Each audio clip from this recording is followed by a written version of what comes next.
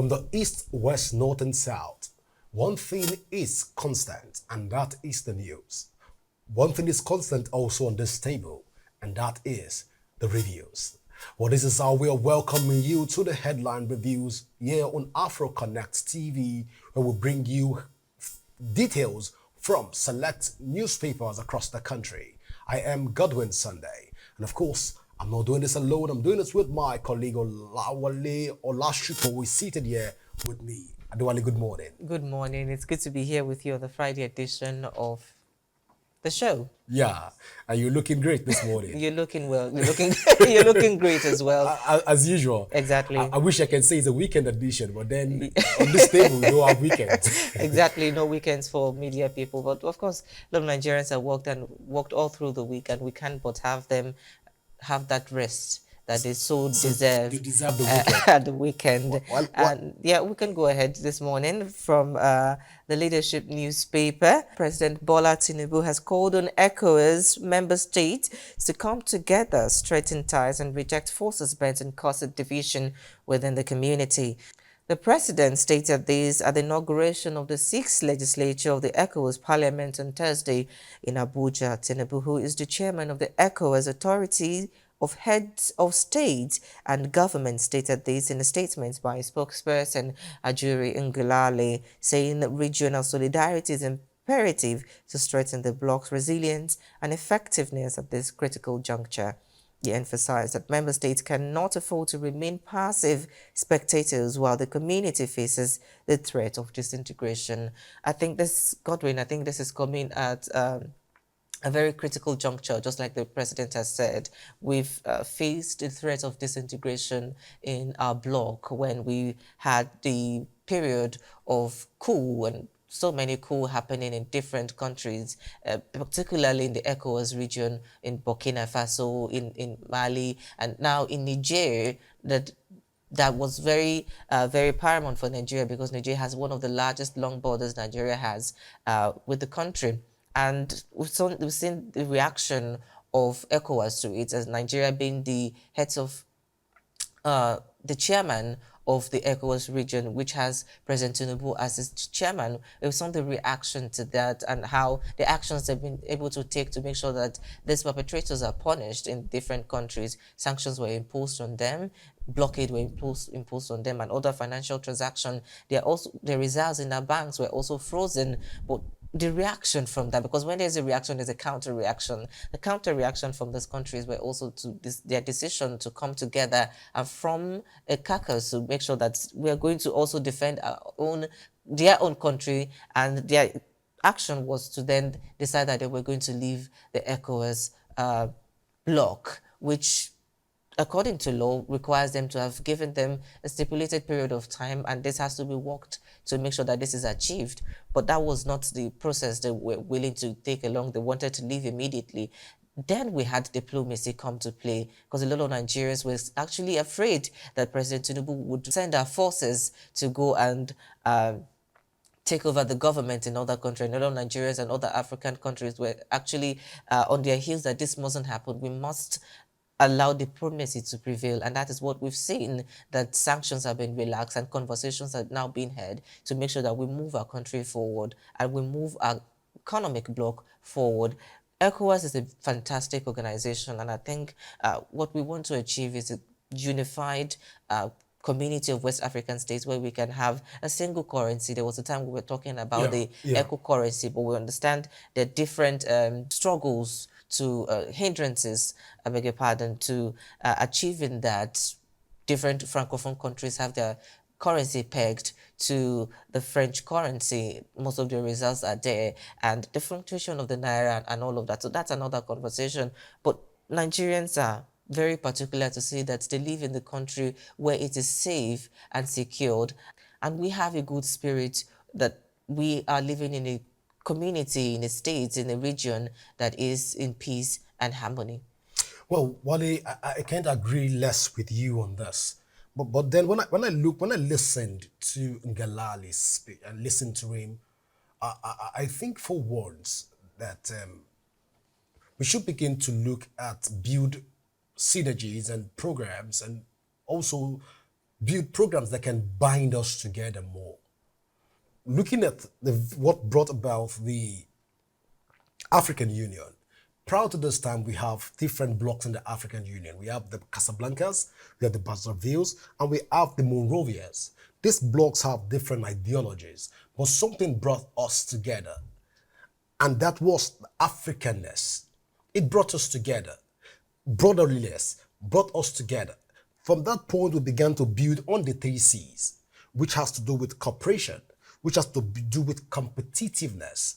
And the last C is escaping my mind right now. But then we can begin to talk about outside this framework of conversations and talks. What are we doing to strengthen the ties in practical terms among Africa, among the West African region? What are we doing?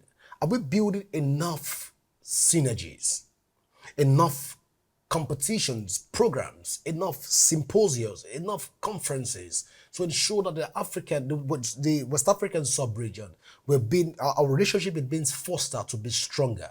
So I hope to see President Bola Ahmed Tinubu not go this route. I hope to see President Bola Ahmed Tinubu begin to put programs, plans, and policies together that can strengthen the ties, especially physical ones, that we can always be looking at the case of even the visa, what they call it. When African people within the Africa, I thought there would be some form of free movement across the sub-region at this point in time. But that conversation is still on the books. So I don't want politicians to wear this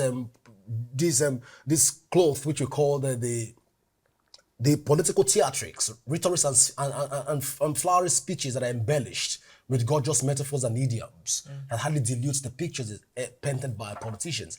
I should think at this point in time that we should come up with more pragmatic actions that can foster the unity, so that people because if the unity is being fostered and the ties are being strengthened, we can be able to have a formidable team in the African space. But while we won't dwell more on this issue right now, let's move on to the Punch newspaper, where the Federal High Court in Abuja has adjourned the tax evasion case involving Binance Holdings Limited and its executive.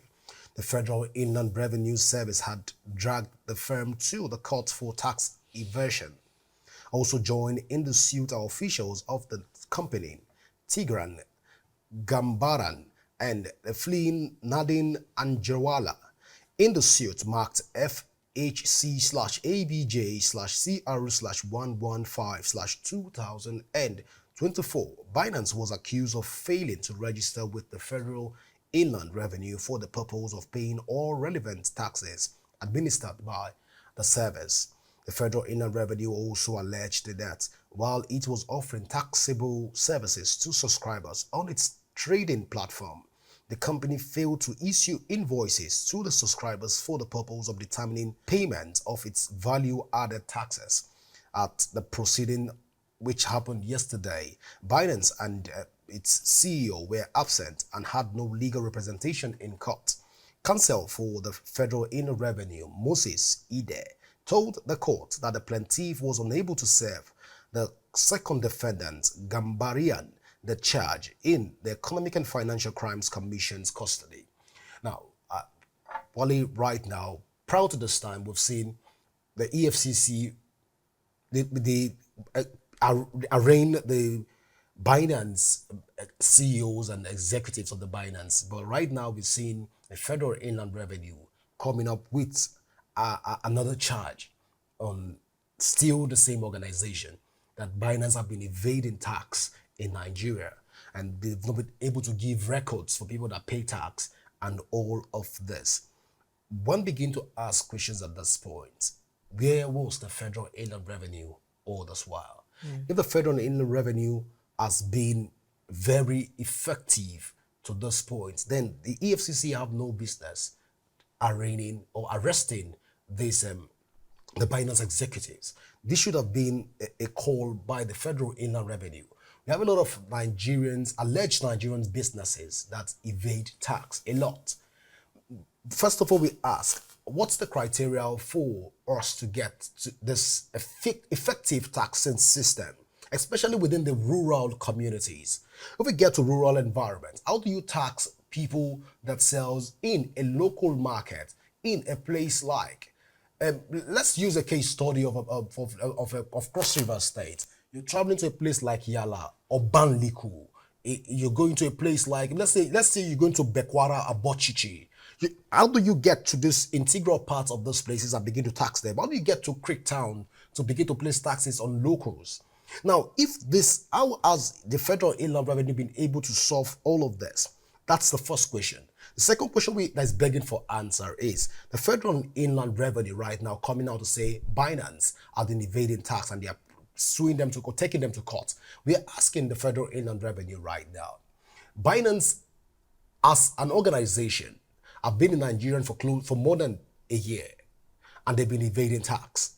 We are asking, why now that the EFCC has been able to arrest them and be able to take them into custody? Because one of the what the counsel to the Federal Inland Revenue is saying is that that's the person of eBay ED is saying that they could not serve the plaintiff they could not serve the plaintiff because of the fact that they were still in the EFCC custody. So you knew they were in the EFCC custody. One would have expected at this point that they should have allowed the case of the EFCC to at least go through. Then the Federal Inland Revenue cannot come up. Since they are both governmental organizations, they can work together in synergy to ensure that let the Federal Inland Revenue submit their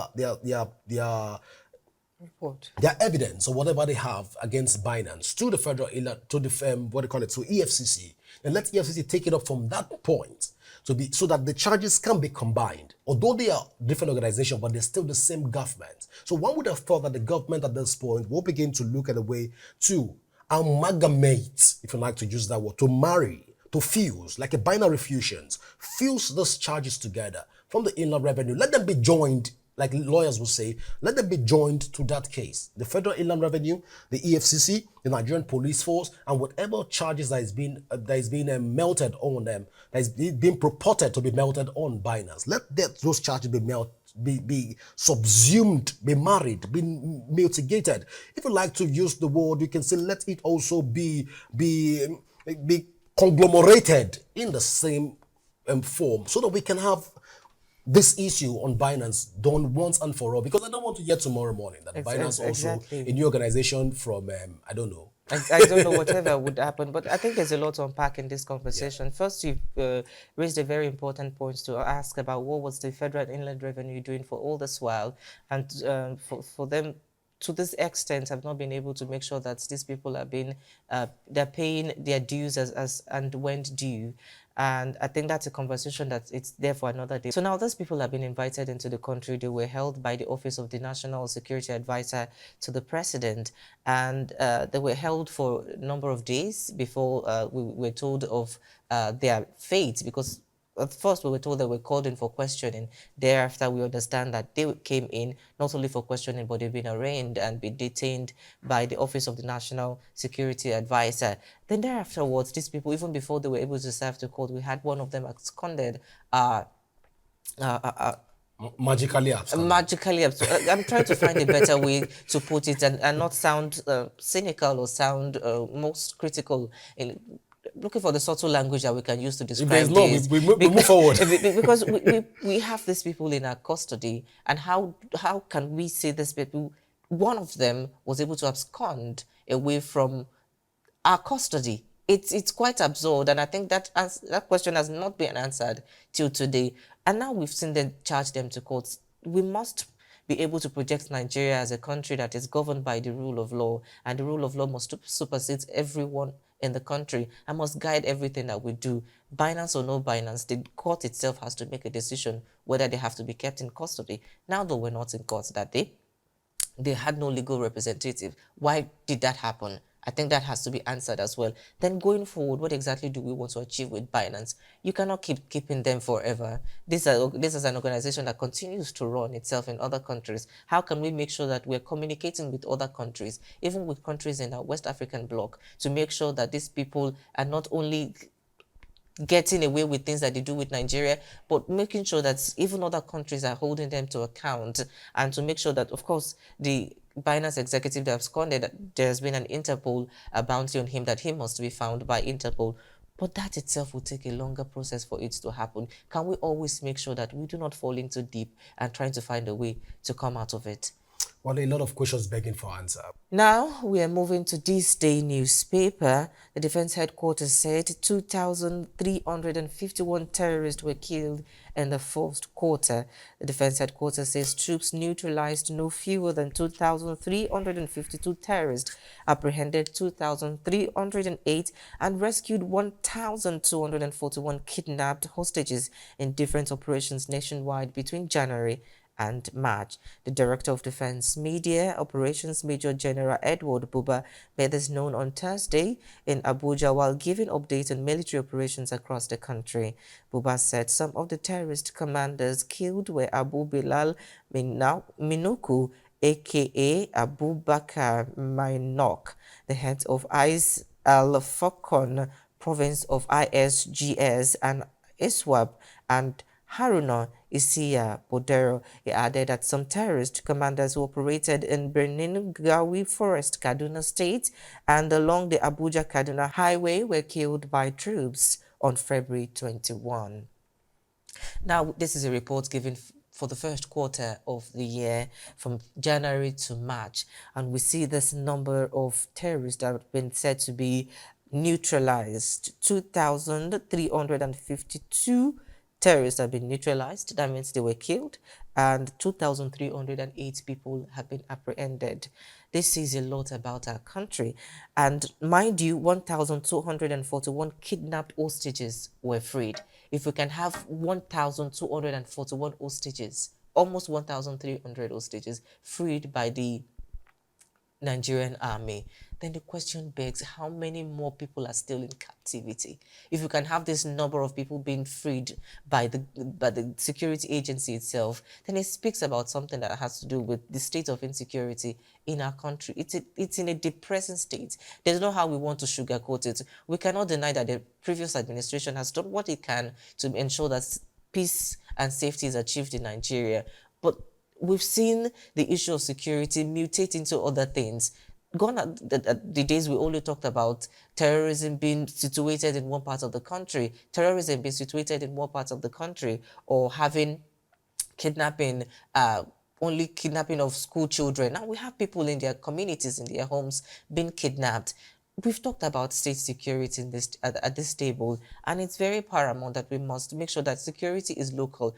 The army itself is overstretched. They are overstretched in protecting the territorial integrity of the country, still having to go into communities to resolve disputes and make sure that peace is achieved.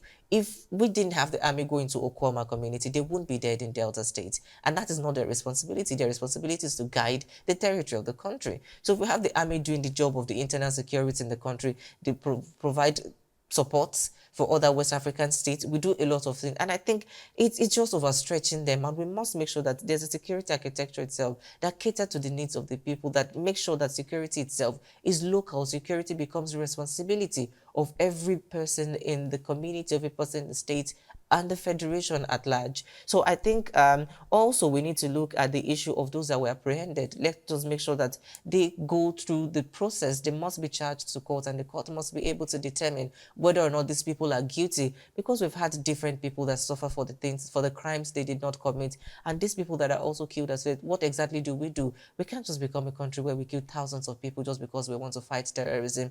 We've said it time and time again that terrorism itself cannot be fought with the barrel or gun or whatever it is, whatever force you want to take. There are measures that we must put in place to understand that the issue of economy must be stable, the issue of unemployment must be resolved. A lot of issues that are tilting people, that are making people go into this kind of vicious actions must be curtailed. Then we can see a reduction with insecurity in the country.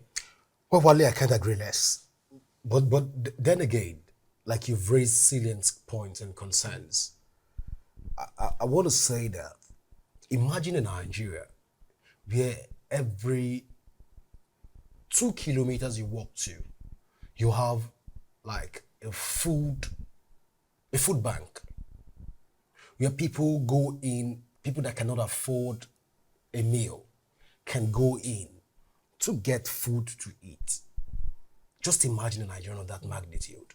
Imagine a Nigerian where the food shortage and hunger becomes a minute issue that cannot even be raised among politicians. Then automatically, was this happen, we have a country where people are not clamoring for food, we are clamoring for good governance. I think this should be the priority of every government at this point in time. If we solve the hunger challenge, the food insufficiencies in the country, we solve that challenge, we control the price regulation of the country, we've solved the major challenge in Nigeria. And that we can build on. Because when you listen to some of those bandits, some of these bandits that were killed, look at the number, Wale, 2,352 bandits or alleged bandits, terrorists were killed in a year, in just a quarter. 3 months. Just in 3 months, Wale. Let's times this to the three times 4 quarters in a year. Yeah. So we're looking at approximately close to 10,000 people that will be killed if we go by this route. Yes. So I think that the government, while trying to look for modalities, trying to put structures in place, I know the president promised during his manifesto when he was coming into office that he's going to do a lot of things about security, but I don't think right now it will be too early to demand that the president begin to look into security matters. But again, these numbers is just too high for a country like Nigeria. It's too high. Let's solve the pertinent issues. Why are people going into banditry? Why are those people going into terrorism in the country? Because if we're looking at these numbers of people, these are notable people that were killed. Now, which means that the people that are not killed that are still into this can be almost equivalent to this number. That are still fleeing. That are still committing havoc. So how can we put an organic structures in place to ensure that we solve the food insufficiency, we solve a lot of things? The government should put up structures. Let's solve those things first. Then let's begin to tackle other things. Nigerians, somebody was saying on the social media space that Nigerians are hungry. Wale, the Nigerians are hungry. And I don't want to go that route this morning, but then it's sad to hear that my brothers and our brothers in the country life were cut short because of these irregularities. Exactly. It's sad, exactly. Wale. A lot of measures has to be put in place. A lot of things needs to be put in place. But Wale, let's move on back again to Okwoma community, which you mentioned. And well, the Chief of Civil Military Affairs, Nigerian, and this coming from the Guardian newspaper, where the Chief of Civil Military Affairs, Nigerian Army, Major General Ugbo, said that the army has recovered some of the arms and ammunition snatched from soldiers killed on March 14th at Okwoma community in Ugeli South local government area of Delta State. This came as Olota community in the state raised the alarm that its resident Joseph Willie, who the soldiers that raided the community for pilfered arms and ammunition and killers of their colleagues tortured and slumped and died after the military brutality on them. And this is even on the eardrum of one brutalized victim, Ruben, who has been impaired, while another villager, Eberie, cannot walk after the severe beating he received. Speaking at the Nigerian Army Civil Military Corporation media chart, first quarter 2024 at Asaba, capital of Delta State, Ugbo said that search was still ongoing for those involved in the killing of the Nigerian military personnel. Well, I think at this point in time, we should not throw caution to the wind. Yes, the people of Okwoma, what they did, the actions was not right. But then, at what point can we now involve the Nigerian police into this whole activity? I should expect that this report should be coming from the Nigerian police, not because this is civil relations. This is more of an internal issue. So this should be coming from the Nigerian police. I'm surprised to hear yesterday when that is coming from the Nigerian army. And I'm asking, when will the Nigerian police be involved in matters of this magnitude? I think, Godwin, this has become one tragedy upon another. While this is a good news that these weapons have been recovered back to the Nigerian army, we wouldn't have these weapons being exchanged from one person to another to commit more crimes in the country. But we must understand, I think sometimes it's easy to forget that the people are also part of the tragedy that happened when the military were killed, it wasn't only the military that were killed. There were some people in the community that were killed. That community itself has been razed. That community itself has been thrown into an unbearable situation right now. And I think they've witnessed too much for them to be going through this again, that we have citizens of the community being killed, being tortured, being beaten because they want to get recovered arms or look for suspects. And when President Tinubu was giving his direction that at the burial of the slain soldiers, that the perpetrators of these actions must be brought to book, I was expecting to him to say that he must also be in accordance with the rule of law in the country. You can't just go ahead and torture people. Torture itself is an international crime. It's not allowed anywhere in the world. It's even encouraged, it gives more power to the military to take action, whatever action they like to take to the people. And it's a form of wastage, because you waste a lot of time. You get forced confessions from people when you've tortured them to the extent where they can no longer take it, and they just have to confess things that they did not do. So you're putting yourself, you're shortchanging yourself, because the people that you're supposed to go after, you're not going after there, and they're still out there committing more crimes while you're holding on to people just to say that you've gotten people that you've apprehended for the crimes that they've committed. So I think in making sure that the perpetrators are brought to book, it is quite important that it must be done according to the rule of law. It must be done respecting the human rights of all the citizens in Okwama community. The community itself has been through too much for them to be experiencing this all over again. A lot of people have even left the community. A lot of house has been razed to the ground. So what exactly are we achieving? Are we creating chaos while we're trying to look for solution to a problem that has already been happening? Well, if it were you, will you remain in the community? Well, that's it's not a funny question. I'm not. But it's not a funny question. But if it were you, you've witnessed such brutalities and also inhuman treatment. Where would these people go? They're still getting people displaced from their community. There's a pidgin parlance that says that na person we run will talk the story. So let's just leave it at that. I think so. Yes, we really think our heart goes out to the people of the Okwama community and also the Nigerian army as usual. Well, this is how far we can go today on the headline reviews. While I want to say thank you so much for doing this with me. Thank you, and we can't wait till Monday. Well, viewers, you can't wait till Monday. Well, you remember you can join the conversation on our various social media handles. Should you want to do that, the social media handles are already displayed on the screen. You can join the conversation here on our social media handle. Well, from all of us here in the studio, it is bye for now. Do enjoy the rest of the week.